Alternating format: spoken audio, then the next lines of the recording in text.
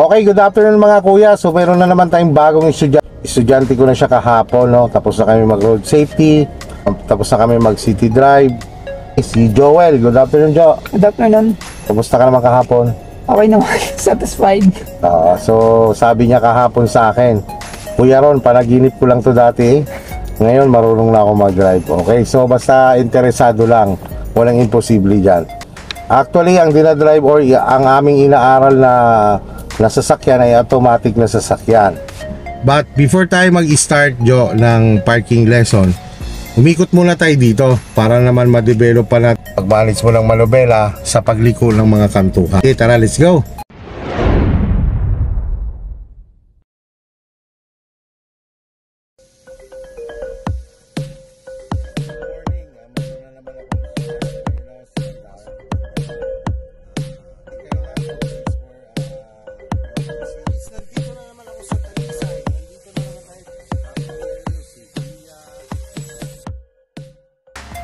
Dito, limited space tayo, so hindi tayo pwede dito tumakbo ng more than 20 km per hour. Yan, parang hindi ka halos nagagas dito. Depende na lang yan sa sitwasyon ng kalsada.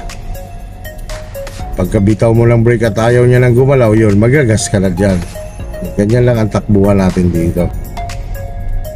Okay, so katulad yan Jono, yung ganyang kantuhan, halimbawa sa actual, halimbawa ikaw ay pakanan, diba, ito yung lane mo, nasa kanan. Pwede mo yang puntahan ang kaliwa kapag wala kang kasalubong para mayroon kang space pa kanan. Okay, so sige, pakanan ikaw ha. Signal ikaw, huwag mo kalimutan lagi yung signal. Yan. Yan. Ikot na manubela unti-unti. Sige, ikot na manubela unti. Sige, dagdag padagdag. Control ang sasakyan. Control yan. Up, yan. Pagka ganyan, teka. Pagka ganyan Jo, kukontrol mo katulad yan, tama yan ano, tumigil ka. Pihit mo muna manubela mo pa kanan. Yan, kasi baka tumama ka dito eh. Sige, forward. Yan. Kailangan makontrol mo yung sasakyan mo. Papawi na ikaw.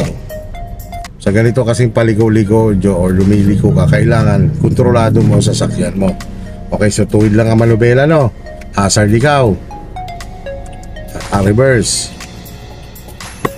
Yan, atras ka lang, tingnan mo lang yung bawat gilid mo. Atras naman tayo, lalagpasan natin yung kanto kasi babalik tayo dun sa kanto. Stop. Kapag ganito kaliit ang kalsada, yung side mirror mo na yan, dito mo i-align sa edge ng kalsada na to. Sige, atras ka pa.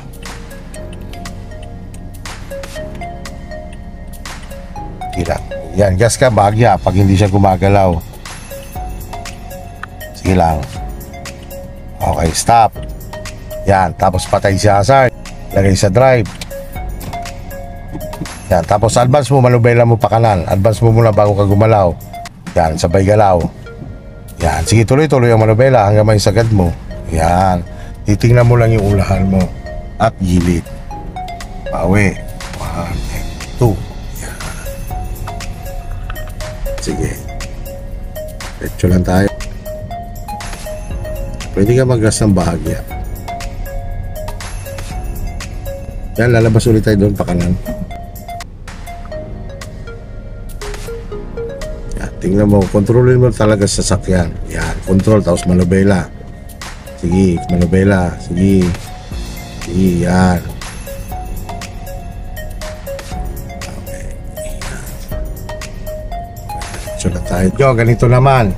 So, ang direksyon natin papunta tayong kanan. Okay po. So, alangan, di ba? Alangan pagliko. Ang gagawin mo dyan, siyempre, kailangan kasi sa isang driver may diskarte. Tulad lang dun yung tinuro ko dun sa iyo kanina. Kumbaga, kakanan ka kasi, kung didikit ka rito sa kanan, sobrang alangan ka. So, kakain ka ng konti sa kaliwa bago ka lumiko. Ano? Tapos titingnan mo lang yung lilikuan mo. Okay, sige, tara.